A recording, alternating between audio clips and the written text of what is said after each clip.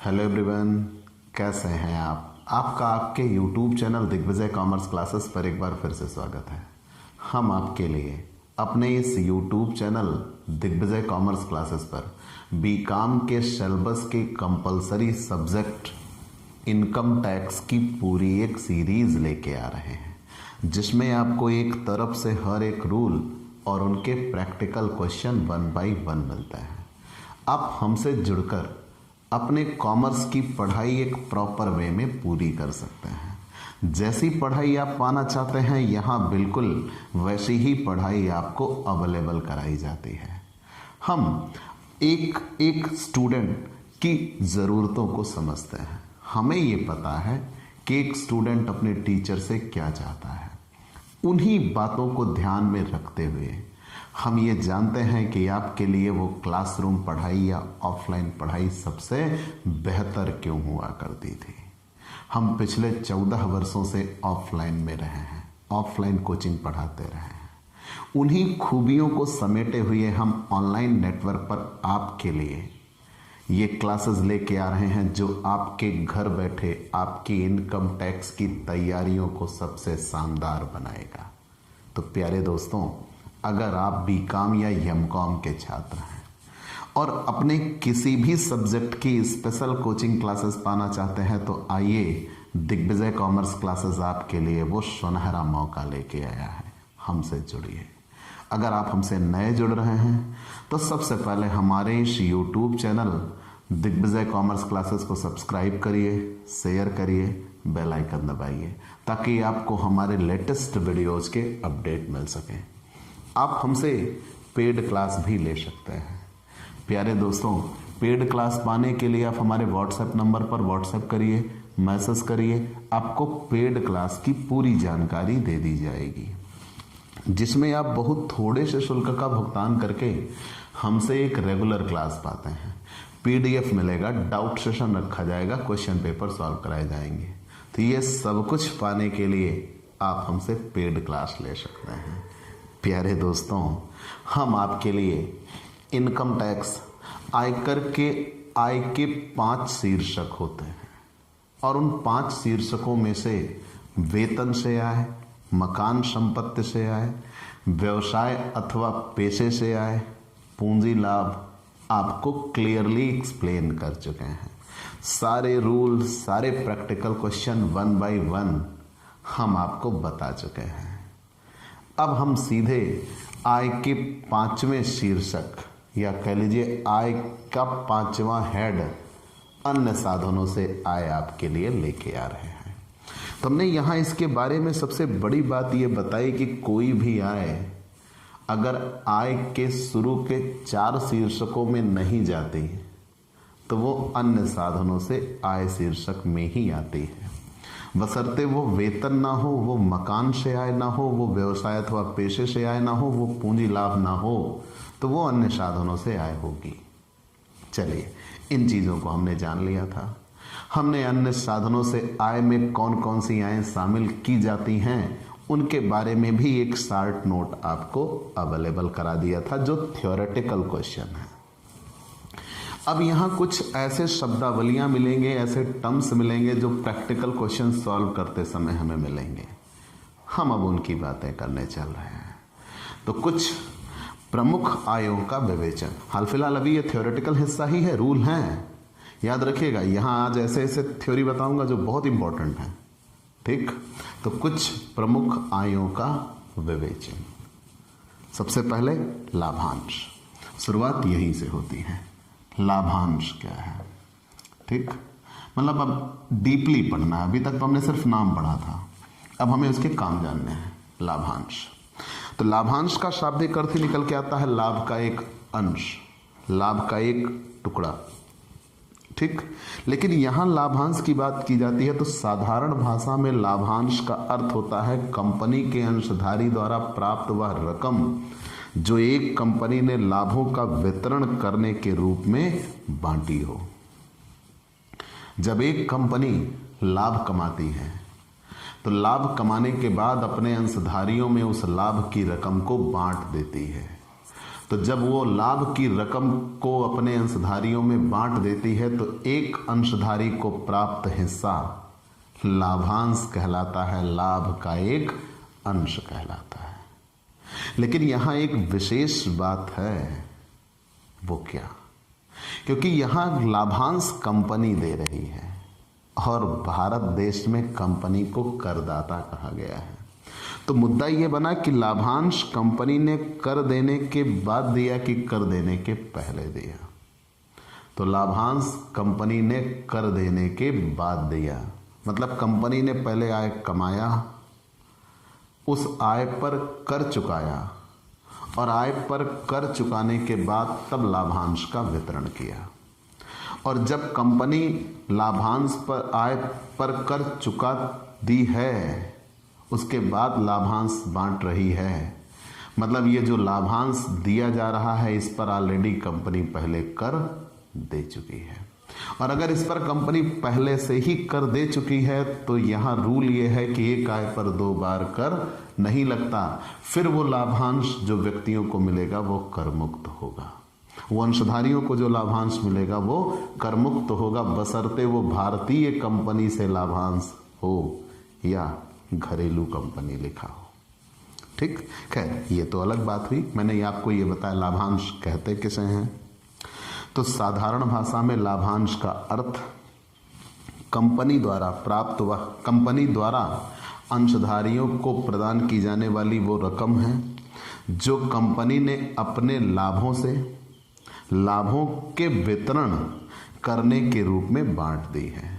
मतलब जब कंपनी लाभ कमाती है तो अपने लाभ को अंशधारियों में वितरित करती है। तो एक अंशधारी को जो मिलता है उसे ही हम क्या कहते हैं? लाभांश कहते हैं, लाभ का हिस्सा या लाभ का टुकड़ा कहते हैं। और अगर लाभांश भारतीय कंपनी या घरेलू कंपनी द्वारा वितरित किया गया, विशेष रूप से याद रखिएगा, अगर लाभांश भारतीय कंपनी या घरेलू कंपनी द्वारा वितरित किया गया तो लाभांश करमुक्त होगा, फिर आय में नहीं जोड़ा जाएगा।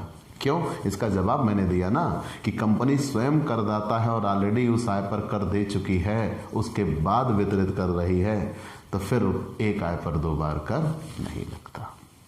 लाभांश किस गत वर्ष की आय माना जाएगा? मुद्दा ये निकलता है, लाभांश किस गत वर्ष की आय माना जाएगा?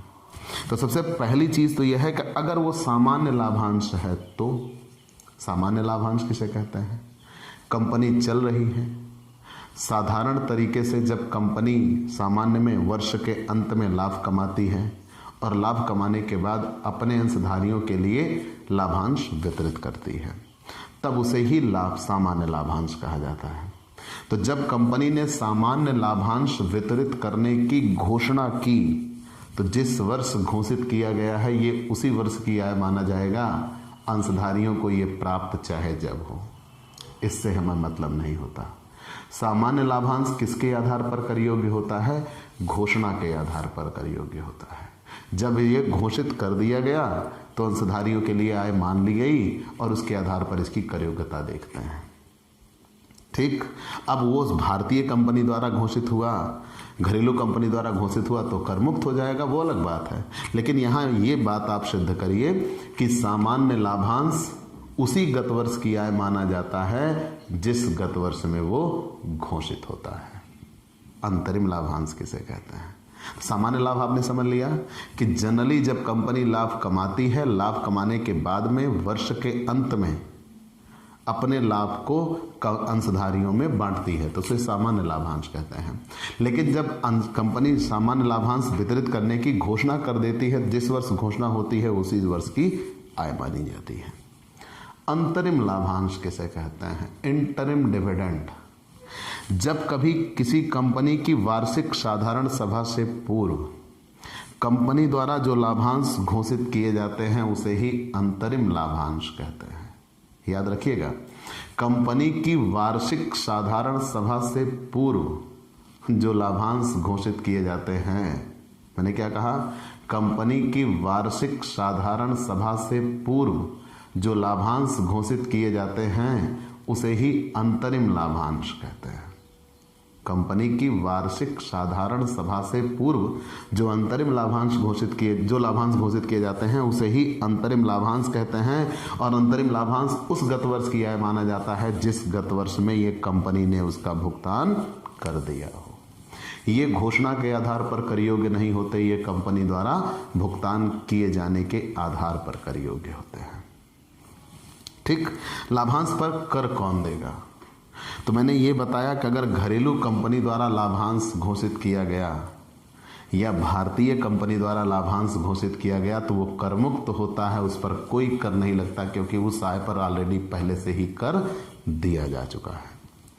और अगर सहकारी समिति से लाभांश घोषित किया गया तो डिविडेंड फ्रॉम कोऑपरेटिव सोसाइटीज, तो सहकारी समिति से अगर लाभांश घोषित किया गया तो ये कर योग्य होता है। और यहाँ ये ध्यान में रखिएगा कि सहकारी समितियां उद्गम स्थान पर कर की कटौती नहीं करती, और जब सहकारी समितियां उद्गम स्थान पर कर की कटौती नहीं करती तो पूरा का पूरा जो लाभांश घोषित हुआ है वो कर योग्य होगा और आपकी आय में जोड़ दिया जाएगा। ठीक, सहकारी समिति से लाभांश क्लियर हुआ। अगर कोई सहकारी समिति है तो सहकारी समिति भी लाभांश घोषित करती है, और अगर सहकारी समिति लाभांश घोषित करती है तो ये पूरा का पूरा कर योग्य होगा और सीधा आपकी कुल आय में जोड़ दिया जाएगा और इस पर कोई टीडीएस नहीं काटा जाता। जब सहकारी समितियां कोई टीडीएस नहीं काटती तो पूरी आय कर योग्य होती है और इनका शकल नहीं बनाया जाता। अब आप ये सोच रहे होंगे ये शकल बनाना क्या है, ग्रॉस्ड अप। अभी हम आपको समझाएंगे शकल बनाना जब हम लॉटरी वर्ग पहेली पे आएंगे, तब आपको बहुत डिटेल पड़ेगी, जरूरत पड़ेगी उस चीज की। और ये पूरा लेसन इसी पे डिपेंड है, शकल बनाना, ग्रॉस्ड अप। ठीक, तो ये चीजें आपने जान लिया। लाभांश किसे कहते हैं? लाभ का एक अंश या टुकड़ा। लाभ का एक अंश या टुकड़ा। जब कभी कंपनी लाभ कमाती है और अपने उस लाभ की रकम को अपने अंशधारियों में वितरित करती है तो वही लाभांश कहलाता है। सामान्य लाभांश जिस वर्ष में कंपनी ने घोषित किया होता है उसी गत वर्ष की आय मानी जाती है। अंतरिम लाभांश, ये वो लाभांश होते हैं जो कंपनी की वार्षिक साधारण सभा के पूर्व घोषित किए जाते हैं और ये उस गत वर्ष की आय माने जाते हैं जिस गत वर्ष में कंपनी ने इनका भुगतान कर दिया। लाभांश पर कर देयता क्या होगी? अगर लाभांश घरेलू कंपनी या भारतीय कंपनी द्वारा घोषित किया गया है तो लाभांश कर मुक्त होगा, और अगर लाभांश सहकारी समिति ने घोषित किया है तो कर योग्य होगा। और सहकारी समितियां स्रोत पर आयकर नहीं काट सकती, और जब वो टीडीएस नहीं काट सकती तो पूरा का पूरा लाभांश कर योग्य होगा और सीधे हमारी आय में जोड़ दिया जाएगा। विदेशी कंपनी से अगर भारत में लाभांश मिले तो कर योग्य होता है और हमारी आय में जोड़ दिया जाता है।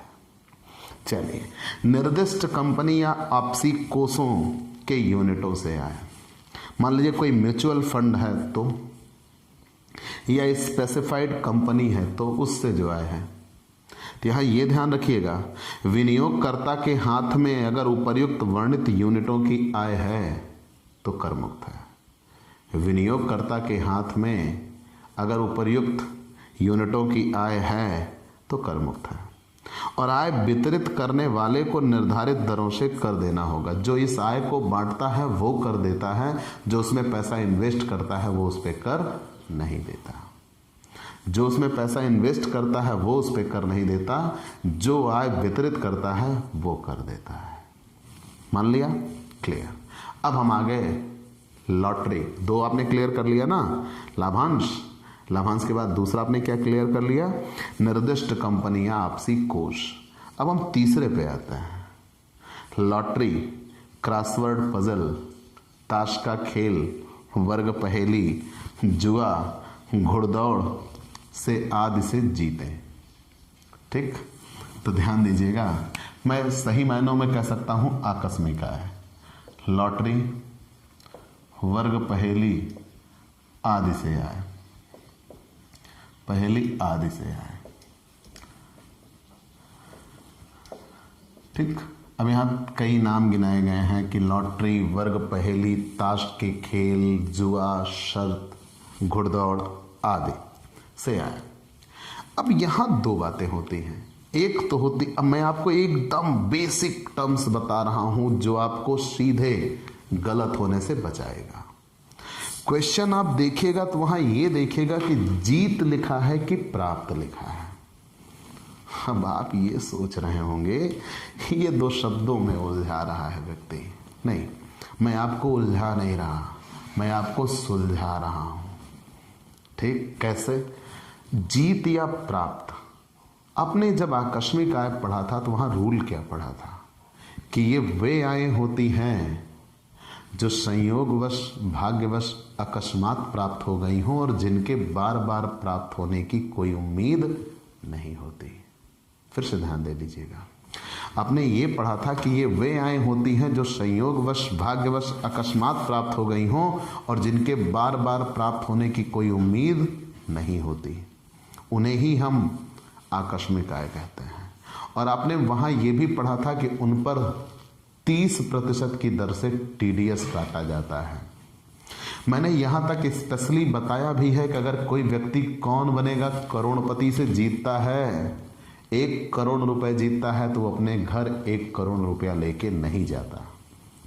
लेकिन यहां जो लॉटरी, वर्ग पहेली, ताश की खेल आदि है वो तो अन्य साधनों से आए हैं। तो यहां हम आय में उसको कैसे जोड़ेंगे? सपोज करिए आप कौन बनेगा करोड़पति ही खेल रहे हो, मान लीजिए, एक छोटा उदाहरण हम देते हैं, या कहीं आप किसी जगह खेलने चले गए और आपने 1 लाख रुपए जीते। कितने रुपए जीते? 1 लाख।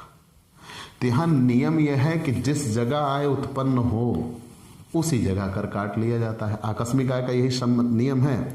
कोई भी लॉटरी का खेल, लॉटरी, वर्ग पहेली, ताश, जुआ, शर्त, घुड़दौड़, कोई भी गेम हो, अगर उससे आय हुई तो वो आकस्मिक आय है, कैजुअल इनकम है। मतलब वो आय जो संयोगवश, भाग्यवश, अकस्मात प्राप्त हुई हो और जिसके बार बार प्राप्त होने की कोई उम्मीद ना हो। याद रखिएगा, जिसके बार बार प्राप्त होने की कोई उम्मीद ना हो उसे आकस्मिक आय कहते हैं। और अगर किसी व्यक्ति को आकस्मिक आय हुई, ध्यान दीजिएगा मेरी बात, अगर किसी व्यक्ति को आकस्मिक आय हुई और वो 10,000 रुपए से अधिक हुई तो उस पर तुरंत TDS काटा जाएगा और उसके बाद उसको भुगतान किया जाएगा। और TDS कितना काटा जाएगा? 30%। तो आय हुई थी ज्यादा और प्राप्ति हुई थी कम। अब यहां हमें फिर से आय निकालनी है, सकल कुल आय निकालनी है। जैसे याद रखिएगा, मान लीजिए एक मोहन नाम का व्यक्ति है, मोहन मुरारी। ठीक, मान लीजिए एक मोहन नाम का व्यक्ति है और मोहन नाम के व्यक्ति को 5 लाख रुपए की अन्य आय हुई है। 5 लाख रुपए की अन्य आय हुई है और वो लॉटरी से 1 लाख रुपए जीता। तो जब लॉटरी से वो 1 लाख रुपए जीता, 1 लाख रुपए की जीत हुई, तो आपने नियम पढ़ा है कि ये आकस्मिक आय है। वह आय जो संयोगवश, भाग्यवश, अकस्मात प्राप्त हुई हो और जिसके बार बार प्राप्त होने की कोई उम्मीद ना हो। तो तुरंत इस 1 लाख की जीत पर 30% वो टैक्स दे देगा, क्योंकि 10,000 रुपए से ये ज्यादा है। तो 30,000 रुपए टैक्स मिल गया। तब वो 30,000 रुपए जब टैक्स मिल गया तो उसकी आय बची 70,000 रुपए, बराबर। लेकिन इस 70,000 पे वो ऑलरेडी टैक्स दे चुका है ना, मतलब ये टैक्स देने के बाद 70,000 बची है। लेकिन यहां हमें टोटल इनकम निकालना है। तो यहां टोटल इनकम में अब ये 70,000 जोड़े जाएंगे कि ये 1 लाख जोड़े जाएंगे, मैटर ये है। ठीक, तो मैंने यही कहा, क्वेश्चन में आप सबसे पहले देखिएगा जीत लिखा है कि प्राप्त लिखा है। अब दोनों में यही अंतर होता है।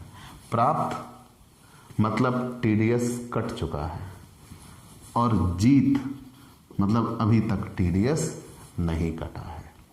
तो याद रखिएगा, हम यहां आय निकालने के लिए आए हैं, अन्य साधनों से आय निकालने के लिए आए हैं। तो आय ये 70,000 नहीं, आय ये 1 लाख रुपए थी। मतलब हमें जीत चाहिए, प्राप्त नहीं। अगर क्वेश्चन में जीत दिया है तो कोई दिक्कत नहीं, और अगर क्वेश्चन में प्राप्त दिया है तो मतलब हम ये समझ जाएंगे कि TDS कट चुका है। और अगर टीडीएस कट चुका है तो तुरंत इंटू 100 अपान 70 कर देंगे, तब उसे ही ग्रॉसअप कहा जाता है, शकल बनाना कहा जाता है। मतलब हमारे लिए कोई ऐसी आय जिस पर कर काट कर हमें भुगतान किया गया, तो अन्य साधनों से आय की गणना करने के लिए हमें वो आय चाहिए जो कर काटने के पहले थी। तो जब वो आय हमें चाहिए जो कर काटने के पहले थी, उसे ही कहते हैं आय का शकल बनाना। मतलब वो आय निकाली जाएगी जो कर काटने के पहले थी। तो अगर ये 70,000 मिला तो ये कितने परसेंट मिला? 1 लाख थी, 1 लाख पे 30% कर कट गया, और जब 1 लाख पे 30% कर कट गया तो ये 17% तो बचा है। 70% बचा है तो 70,000 है, तो 100% कितना था वही पलट दिया जाता है। तो याद रखिएगा, शकल बनाते हैं कैसे? 100 से गुणा करते हैं और कर कटने के बाद वो राशि जितनी बची होती है उतने से भाग करते हैं। यही होता है शकल बनाना। ठीक, मान लीजिए 10% किसी चीज पे कर कटा हो तो शकल कैसे बनेगा? क्यों? क्योंकि अगर किसी चीज पर 10% कर कटता है तो कितने परसेंट बची होती है? 90%। तो गुणे 100/90 करते हैं। अगर 30% कर कटा होता है तो कितने प्रतिशत बचती है? 70%। याद रहेगा? तो मैंने ये कहा कि अगर किसी व्यक्ति को लॉटरी, वर्ग पहेली, ताश के खेल, घुड़दौड़ से आदि से आय हुई है और वो आय 10,000 रुपये से अधिक हुई है, तो जिस जगह वो आय होती है उसी जगह उस पर कर काट लिया जाता है, बशर्ते वो 10,000 रुपये से अधिक आय हो। और जब उस पर उसी जगह आयकर काट लिया जाता है तब भुगतान किया जाता है। तो वो जो भुगतान की गई आय होती है वो शुद्ध आय होती है, नेट इनकम, और हमें ग्रॉस इनकम चाहिए जो कि कर कटने के पहले थी। तो पहले हम उसका शकल बनाते हैं। शकल कैसे बनाते हैं? प्राप्त आय गुणे 100 बटे जितनी वो प्रतिशत बचा होता है वही प्रतिशत लिखा जाता है। ठीक है, ये याद रखिएगा, शकल बनाना। शकल हर जगह बनाया जाएगा बशर्ते आप टीडीएस कट चुका है। अगर टीडीएस कट चुका है तो शकल बनेगा। मतलब हमें वो आय चाहिए जो कर कटने के पहले थी, ना कि वो आय चाहिए जो कर कटने के बाद। तो अब आप ये सोच रहे फिर जो हमने टीडीएस दिया वो क्या? अब यहां तो हम निकाल लेंगे, जब 1 लाख हम जोड़ देंगे तो फिर से हम कर निकालेंगे। जब हम फिर से कर निकालेंगे तो एक तो इधर भी दे चुके हैं, फिर इधर दे चुके होंगे नहीं, तो फिर जब इधर हम वैल्यूएट करेंगे तो यहां जो हम कर पहले दे चुके हैं टोटल कर में से उसे क्या किया जाएगा? माइनस किया जाएगा। ये याद रखिएगा। ठीक, तो लॉटरी, वर्ग पहेली, ताश के खेल आदि से आय जानते हैं ये आकस्मिक आय होगी, और अगर ये 10,000 रुपये से अधिक होती है तो इन पे टीडीएस काटा जाता है, और अगर इन पे टीडीएस काटा जाता है तो हम उनका शकल बनाते हैं। फिर आपको प्रतिभूतियां पढ़ना है, लेकिन मैं ये चाहता हूं कि मैं प्रतिभूतियों को आपको अलग से एक दिन उनके लिए स्पेशल क्लास लेके आऊंगा जो कि कल होगी। लेकिन प्रतिभूतियों पर ब्याज जान लीजिए। प्रतिभूतियों पर ब्याज निम्न शीर्षकों से संबंधित होती है। कैसे? अगर करदाता का व्यापार ही है प्रतिभूतियों का क्रय या विक्रय करना, तो अगर करदाता का व्यापार है मतलब प्रतिभूतियां व्यापारिक रहतिये के रूप में रखी गई हैं। अगर प्रतिभूतियां व्यापारिक रहतिये के रूप में रखी गई हैं तो प्रतिभूतियों पर जो ब्याज मिलेगा वो बिजनेस प्रोफेशन की इनकम होगा। याद रखिएगा, मैंने क्या बताया? अगर प्रतिभूतियां बिजनेस स्टॉक के रूप में रखी गई हैं, व्यापारिक रहतिये के रूप में रखी गई हैं, अगर प्रतिभूतियां व्यापारिक रहतिये के रूप में रखी गई हैं तो उन पर बिजनेस प्रोफेशन के अंतर्गत कर लगेगा। और अगर प्रतिभूतियां व्यापारिक रहतिये के रूप में नहीं रखी गई हैं तब उन पर जो ब्याज मिलेगा वो अन्य साधनों से आय शीर्षक में कर योग्य होगा। ठीक, और प्रतिभूतियां होती क्या हैं? तो हमारे द्वारा किए गए विनियोग के परिणाम स्वरूप जो भी हमें प्रपत्र मिलते हैं, प्रतिभूति से आशय केंद्र सरकार, राज्य सरकार, स्थानीय सत्ता अथवा किसी कंपनी द्वारा निर्गमित बांड, शेयर, डिवेंचर आदि से है। ठीक, हमारे द्वारा किए गए विनियोग के परिणाम स्वरूप जो हमें प्रपत्र मिलते हैं, चाहे वो कंपनी से मिले, चाहे वो शेयर हो, डिवेंचर हो या बॉन्ड्स हो, तब उन्हें ही हम क्या कहते हैं? प्रतिभूति कहते हैं। प्रतिभूति आप अगली क्लास में पढ़िएगा डिटेल, क्योंकि वो एक अलग मुद्दा है और इस पूरे पाठ की धुरी है। अब आते हैं हम दिखावटी लेन देन। तो प्रतिभूति के बाद आ जाते हैं, प्रतिभूति हम अगले दिन लेके आएंगे। दिखावटी लेन देन, bond washing transaction, most important theory. दिखावटी लेन देन किसे कहते हैं? Bond washing transaction. ध्यान दीजिएगा, बॉन्ड वॉशिंग ट्रांजैक्शन, दिखावटी लेन देन, बॉन्ड वॉशिंग ट्रांजैक्शन और क्लबिंग ऑफ इनकम, ये दो थ्योरीज यहाँ के लिए हमें मोस्ट इंपॉर्टेंट है। बॉन्ड वॉशिंग ट्रांजैक्शन और clubbing of income. Clubbing of income, bond washing transaction, दिखावटी लेन देन, दिखावटी लेन देन, ठीक। Bond washing transaction, bond washing transaction, ठीक। बॉन्ड वॉशिंग ट्रांजैक्शन, दिखावटी लेन देन, बॉन्ड वॉशिंग ट्रांजैक्शन। तो ध्यान दीजिएगा, दिखावटी लेन देन कहते किसे? धारा 94, धारा 94, धारा 94। बॉन्ड वॉशिंग ट्रांजैक्शन कहते किसे हैं? याद रखिएगा, ये वे लेन देन होते हैं जो वास्तव में नहीं होते, वास्तविक नहीं होते। अब आप सोच रहे होंगे कि वास्तविक नहीं होते मतलब? हाँ जी, ये वो, मैं आपको एक व्यवहारिक बात बताता हूँ। मान लीजिए मेरे पास 5 लाख रुपए या 5 करोड़ रुपए की कोई सिक्योरिटी है, बराबर। अब मेरे पास 5 करोड़ रुपए की सिक्योरिटी या 50 लाख की ही कह लो, मान लो मेरे पास 50 लाख रुपए की सिक्योरिटी है, उस पर मुझे ब्याज मिलेगा। तो जब उस पर मुझे ब्याज मिलेगा तो ब्याज मेरी कुल आय में जाके जोड़ दिया जाएगा।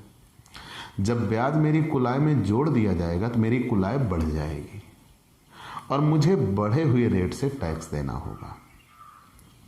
तो मैं ये काम कर जाऊं कि चूंकि इन पर ब्याज छमाही देय होता है, प्रतिभूतियों पर ब्याज छमाही देय होता है, तो ब्याज और इन पर ब्याज एक निश्चित दर पर ही देय होता है। तो जिस दिन ब्याज देय हो उसके 4, 6, 10 दिन पहले मैं अपनी प्रतिभूति अपने किसी जानने पहचानने वाले ऐसे व्यक्ति को बेच दूं जिसके पास कोई आय नहीं है, और अगर आय है भी तो मेरी तुलना में बहुत कम आय है। तब क्या होगा कि मेरी ये महंगी प्रतिभूति उसकी आय हो जाएगी, और जब ये मेरी महंगी प्रतिभूति उसकी आय हो जाएगी तो इस पर जो ब्याज बनेगा, चूंकि अब उसके नाम ये प्रतिभूति हो चुकी है तो ब्याज उसको मिलेगा ब्याज की डेट पर। जब ब्याज उसको मिलेगा तो उसके पास आय है ही नहीं, और ये ब्याज बनने के बाद भी उसके आय नहीं होगी तो वो कर नहीं देगा, और अगर देगा भी तो बहुत कम कर देगा जो कि मैं ही चुका दूं।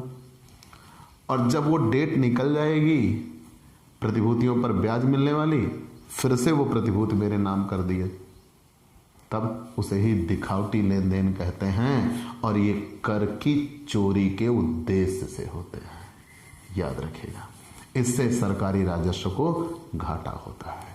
तो मैंने आपको ये बताया कि दिखावटी लेन देन ये वो लेन देन होते हैं जो वास्तविक नहीं होते। ये किसी ऐसे करदाता द्वारा जिनके पास ऊंचे मूल्यों की प्रतिभूतियां हैं और उन पर ब्याज उनको मिलेगा और उस ब्याज पर उन्हें अधिक कर देना होगा, तब उनके द्वारा अपनी प्रतिभूतियां किसी ऐसे व्यक्ति के नाम कर दी जाती हैं ब्याज घोषित होने के पहले, जिनके पास कोई आय नहीं होती, या आय होती भी है तो बिल्कुल कम होती है। तो प्रतिभूतियों पर ब्याज पाने के बाद भी उनकी आय करमुक्त सीमा से कम होती है, या बहुत थोड़ी बहुत आगे बढ़ेगी तो उस पर जो कर दिया जाएगा वो मेरे द्वारा ही चुका दिया जाए, और जब प्रतिभूतियों पर ब्याज की डेट निकल जाए तो वो फिर से प्रतिभूति मैं अपने नाम पे करा लूं, तब उसे ही कहते हैं दिखावटी लेन देन। ये वो लेन देन होते हैं जो आयकर की चोरी के ही उद्देश्य से होते हैं। इससे सरकारी राजस्व को हानि होती है। कारण वो कर ही नहीं देगा या बिल्कुल कम कर देगा और फिर से वो मेरे नाम हो जाएगा। ऐसा संभव इसलिए होता है क्योंकि इस पे डेट पर्टिकुलर एक निर्धारित होती है, उसी डेट पे ब्याज दिया जाता है और जिस दिन वो ब्याज घोषित होगा उस दिन जो मालिक होगा उसी की आय मानी जाएगी और उसी के द्वारा कर चुकाया जाएगा।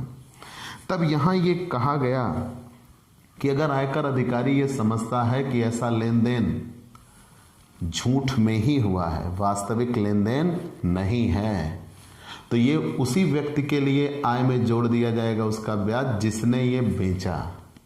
मतलब जो दिखावटी लेन देन करता है ये उसी की आय में जोड़ दी जाती है और उससे ही कर वसूल कर लिया जाता है। तो यहां पर अब मान लीजिए अगर आपने ये सही में लेन देन किया हो तो आप फंस गए। तो यहां पर फिर एक बात ये विशेष रूप से निकल के आएगी कि अगर कर निर्धारण अधिकारी ऐसा समझता है कि ये बार बार ऐसा किया जा रहा है और ऐसा कर बचाने के उद्देश्य से किया जा रहा है तो उसी व्यक्ति की आय मान लेगा जो ये प्रतिभूति बेच रहा है। ठीक, चलिए हमने मान लिया। लेकिन यदि आप करदाता को या कर निर्धारण अधिकारी को यह संतुष्ट कर दे कि उसके व्यवहार से कर की चोरी नहीं हुई है, तब फिर वो आपकी आय में नहीं जोड़ेगा। दूसरा, यदि करदाता कर निर्धारण अधिकारी को संतुष्ट कर दे कि इस प्रकार से कर की बचत नियमित रूप से नहीं की जाती रही है वरन ये अकस्मात हो गई है, जैसा पिछले 3 वर्षों में इस प्रकार के कर की कोई बात नहीं की गई हो, तब फिर ये आपकी आय में नहीं जोड़ा जाता। याद रखिएगा। ब्याज पे आते हैं, इंटरेस्ट।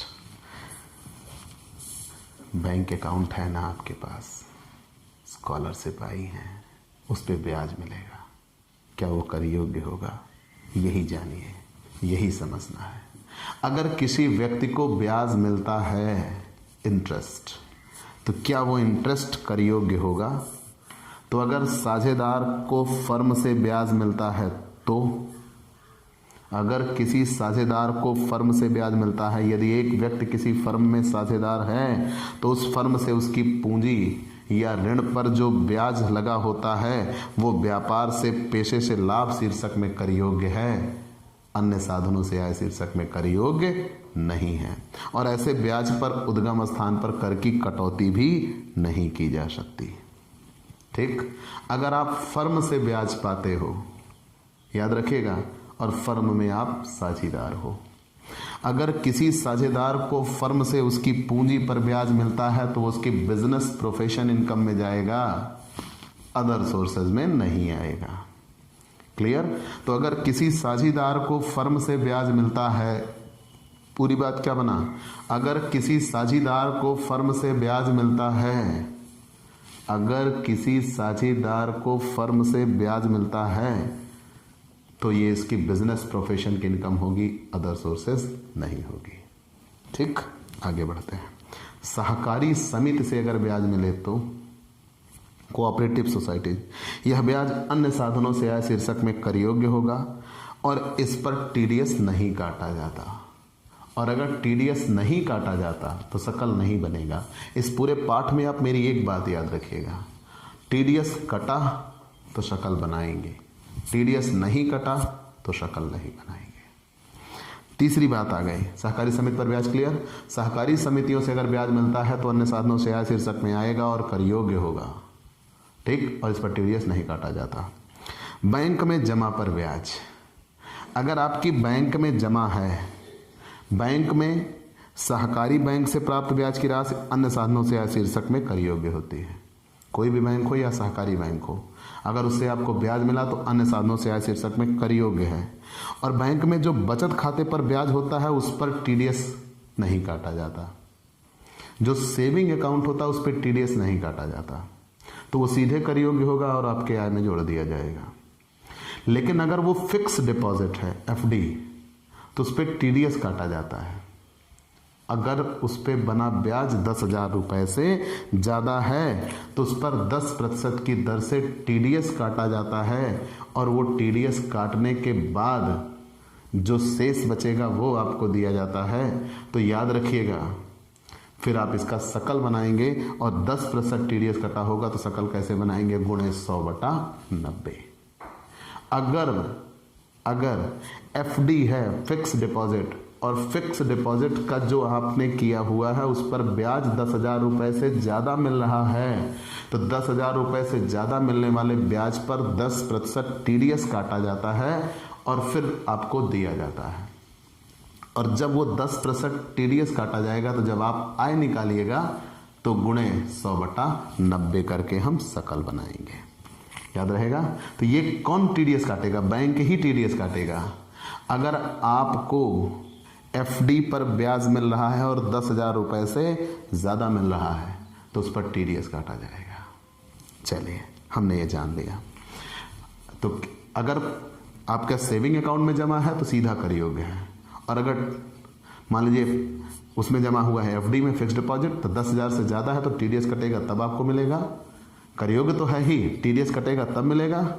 हाँ, बस इतना ध्यान दीजिएगा, जब TDS कट चुका है तो हम सकल बनाएंगे।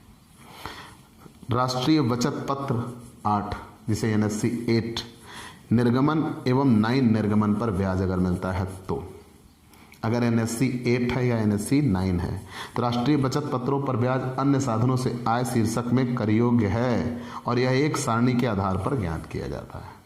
चलिए, उसकी हमें यहाँ ज़रूरत नहीं है। फिर हम आ गए अन्य जमाओं पर ब्याज। अगर हमारी कोई अन्य जमा है और उस पर ब्याज मिल रहा है तो वह भी अन्य साधनों से आय शीर्षक में ही आती है। यदि किसी राशि किसी कंपनी या व्यापारिक फर्म में जमा है तो इसका ब्याज अन्य साधनों से आय शीर्षक में कर योग्य है। और ब्याज का भुगतान करने वाले व्यक्ति एक व्यक्ति या हिंदू अवैध परिवार को छोड़कर का दायित्व है कि यदि किसी व्यक्ति को गत वर्ष में कुल मिलाकर 5,000 से अधिक का वो ब्याज का भुगतान कर रहा है तो पहले उस पर 10% TDS काट ले, उसके बाद शेष भुगतान करे। और जब TDS कट के भुगतान होगा तो हम सकल बना लेंगे। याद रखिएगा, ठीक। अगर आप किसी व्यक्ति को 5,000 से ज़्यादा ब्याज दे रहे हैं तो TDS काट कर ही भुगतान करिए, और जब TDS काट कर भुगतान करेंगे तो उस अगले व्यक्ति के लिए सकल बनाना होगा गुणे 100/95, क्योंकि 5% TDS कटा होगा। ओ सॉरी, 5,000 TDS कटा, ओ नहीं 10%, मैंने अभी कहा, चूँकि सॉरी रूल निकल के आते हैं। अगर आप किसी व्यक्ति को 5,000 रुपये से ज़्यादा का भुगतान कर रहे हैं तो 10% TDS काट कर दीजिए, तो जब सामने वाले को मिलेगा तो वो 90% मिलेगा। तो उसके लिए जब सकल बनाया जाएगा तो गुणे 100/90 बनाया जाएगा। संसद सदस्यों एवं विधानसभा सदस्यों के वेतन तथा भत्ते। अगर कोई संसद सदस्य है या विधानसभा सदस्य है, MP और MLA, तो अगर MP और MLA हैं, ठीक है, माता प्रसाद और मेवालाल अग्रहरी नहीं, MP और MLA। हमारे यहाँ एक स्टूडेंट पढ़ा करता था, अमरदीप अग्रहरी नाम का, तो उसके बाबा जी थे, उनका नाम था माता प्रसाद, दादा कह लीजिए, और उसके पिताजी का नाम MLA मेवालाल अग्रहरी। तो ये कहा करता था मेरे घर में MP और MLA दोनों हैं। तो यहाँ सांसद और विधायक की बात की गई है। अगर किसी संसद सदस्य मतलब सांसद या विधायक को अगर वेतन मिलता है तो वो अन्य साधनों से आया है, वेतन नहीं है, क्योंकि वहाँ वेतन और कर्मचारी का संबंध नहीं होता। लेकिन यदि उनको भत्ते मिलते हैं तो वो कर मुक्त होते हैं। और विधानसभा सदस्य को प्राप्त दैनिक भत्ता एवं निर्वाचन क्षेत्र भत्ता कर मुक्त होते हैं, ठीक। अगर संसद सदस्य है तो कोई भी भत्ता आदि होते हैं तो कर मुक्त ही होते हैं, ये विशेष रूप से याद रखिएगा। तो उनको जो वेतन मिलता है वो तो अन्य साधनों से आया है, जो भत्ते मिलते हैं वो कर मुक्त होते हैं। आय का संकलन, क्लबिंग ऑफ इनकम, आय का संकलन, क्लबिंग ऑफ इनकम, आय का मिलाना या आय का संकलन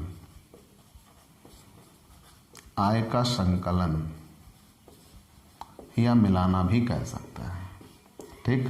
किसी दूसरे व्यक्ति की आय में किसी व्यक्ति की आय को जोड़ा जाना, उसे ही आय का संकलन कहा जाता है। आय के संकलन से तात्पर्य अन्य व्यक्तियों की आय करदाता की आय में शामिल करने से है।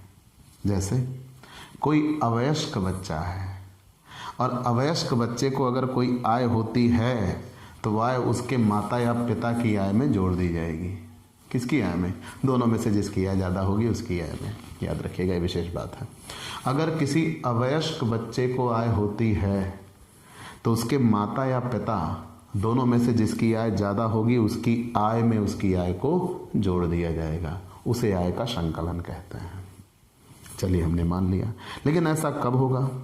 ऐसे कैसे वैल्यूएट करेंगे? तो सबसे पहले तो हम ऐसा वैल्यूएट करेंगे कि उसी बच्चे को आय हुई, उसके लिए कितनी आय हुई पहले वो निकाल लेंगे, और उसके लिए जिस शीर्षक के अंतर्गत वो आय हुई है उसके माता या पिता के लिए उसी शीर्षक के अंतर्गत हम उस आय को जोड़ देंगे।